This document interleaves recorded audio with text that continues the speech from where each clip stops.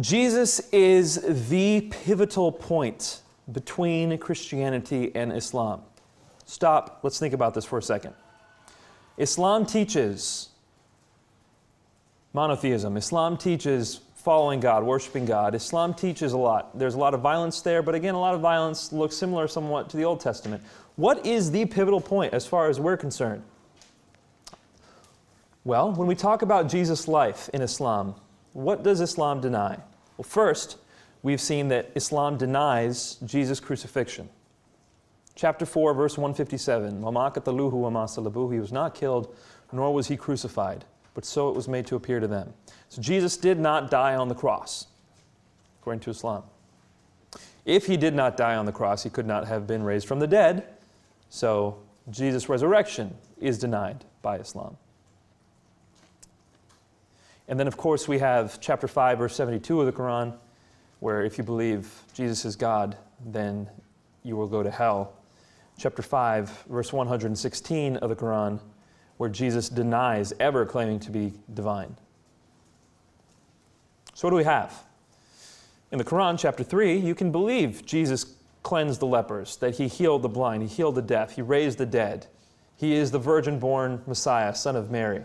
He is the one who's going to come back at the end of times. You can believe all that, but don't you believe that he died on the cross, or that he rose from the dead, or that he is God. What does Romans chapter 10, verse 9 tell us? If you confess with your mouth that Jesus is Lord, and believe in your heart that God raised him from the dead, you will be saved. The exact three things that Islam denies about Jesus are the exact three things we have to believe in order to be saved. Death, deity, and resurrection of Jesus Christ. That's not a coincidence in my book. So the polemic then hinges, the Islamic polemic against Christianity hinges on Christology. Who was Jesus? Did he die on the cross? Did he claim to be God? The issue of the resurrection is usually presented in a secondary fashion, and that makes sense. Secondary to the crucifixion.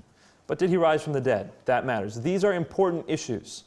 And so what we're going to go through right now is what some of you would term Christian apologetics, but it's intimately related to Islamic apologetics, and we're going to be looking at this from an Islamic lens, but the same issues you would see elsewhere.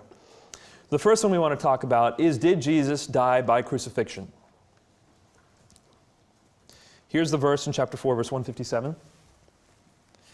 And because of their saying, we slew the Messiah, Jesus, son of Mary, Allah's messenger, they slew him not, nor crucified him, but it appeared so unto them. And lo, those who disagree concerning it are in doubt thereof.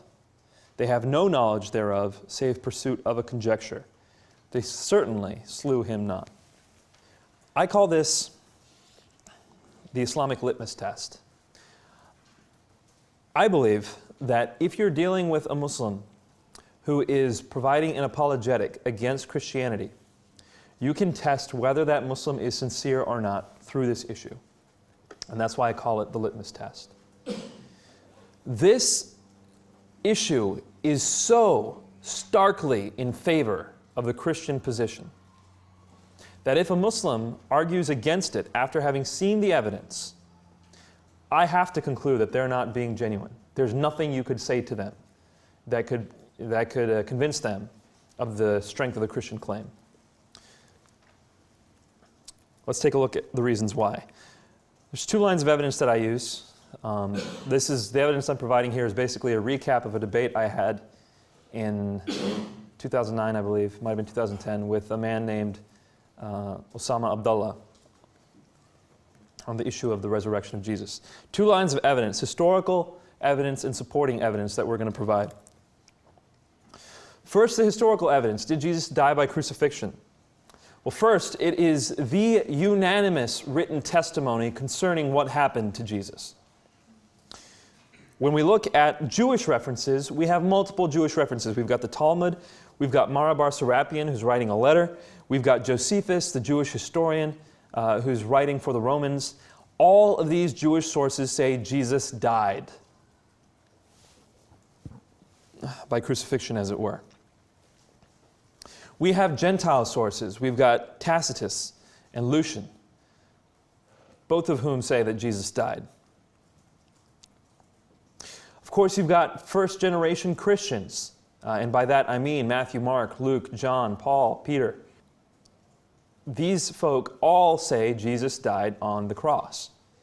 It is the unanimous testimony of early Christianity, and it's the unanimous testimony of second-generation Christianity.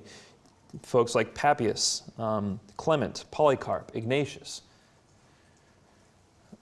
That this is what people say happened to Jesus mattered. It does matter. On the flip side, the fact that there's no reference to the fact that Jesus may have survived crucifixion also matters. Nobody even dares to say Jesus survived crucifixion. And the reason why is because people knew what crucifixion was back then. Today, when we'll say, perhaps Jesus survived the crucifixion, we are basically showing ignorance of what the crucifixion process was. The process of crucifixion starts with flogging. It is called the pre-death in some works. People sometimes died during the flogging process. The whole body was flogged. The whole body was flogged. It was horrific, to say the least. The point of the flogging was so that people would not be able to kick and fight when they would be nailed to the cross. They would be on the verge of death, as it were, already. Anyone who knows the process knows that you will die by crucifixion. So, to argue that Jesus survived the cross, or that he did not die on the cross, is to argue against the facts. Strongly against the facts. And this is why no one says that Jesus survived crucifixion. It's unthinkable. It's unthinkable that someone would survive crucifixion. That's the historical evidence that we have. But there's also supporting evidence. Scholarship has repeatedly affirmed today that Jesus' death on the cross is the one thing we can be most certain about concerning his life. Paula Fredrickson has said that. Bart Ehrman has said that. Gert Ludemann has said that. So many people have said that, it's silly to even think that scholarship might think otherwise. It's the unanimous testimony of scholarship. If we can know anything about Jesus' life, it's that he died on the cross. That's what they'll say. So the scholarly consensus is quite strong.